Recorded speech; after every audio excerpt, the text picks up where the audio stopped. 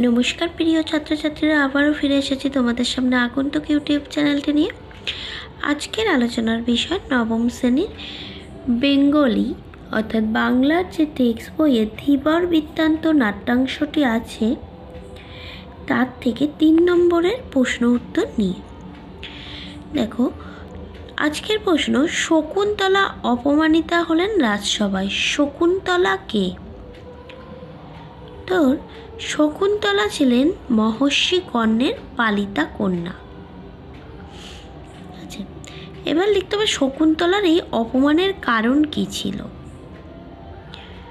Points করব। শকুন্তলার অপমানের কারণ বলে লিখব, দুষ্মন্ত যখন শকুন্তলাকে বিবাহ করে তার কাছ থেকে বিদায় নিয়েছিলেন তখন তাকে একটি আংটি পরিয়ে দিয়েছিলেন।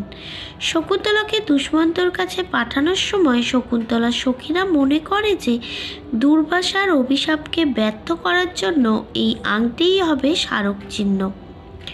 কিন্তু দুর্ভাগ্যবশত যাওয়ার পথে স্নানের সময় শকুন্তলার হাত থেকে আংটিটি খুলে জলে পড়ে যায় এবং রাজসভায় শকুন্তলা কোনো স্মারক চিহ্ন দেখাতে না পারায় অপমানিত হন।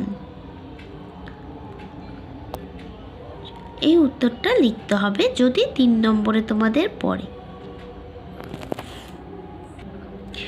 এর পরের প্রশ্নে চলে আসি, তবে কি তাকে সৎ ব্রাহ্মণ বিবেচনা করে রাজা এটা দান করেছেন? বক্তাকে মন্তব্যটির কারণ ব্যাখ্যা করো। বক্তার পরিচয়। উল্লেখিত মন্তব্যটির বক্তা প্রথম রক্ষী। মন্তব্যের কারণ, ধীবর রাজার আংটি চুরি করার কথা অস্বীকার করলে প্রথম রক্ষী আলোচ্য মন্তব্যটি করে। ধীবরের কাছে রাজার নাম খোদাই করা মণিখচিত আংটিটি পেয়ে রাজশালক এবং রক্ষীরা নিশ্চিত হয়ে যান যে ধীবরই আংটিটি চুরি করেছে। নিচু জাতের মানুষ হওয়ায় অনায়াসেই তাকে চোর সন্দেহ করা হয়, কিন্তু ধীবর সেই চুরির কথা অস্বীকার করলে প্রথম রক্ষী তাকে ব্যঙ্গ করে প্রশ্ন উদ্ধৃত মন্তব্যটি করে।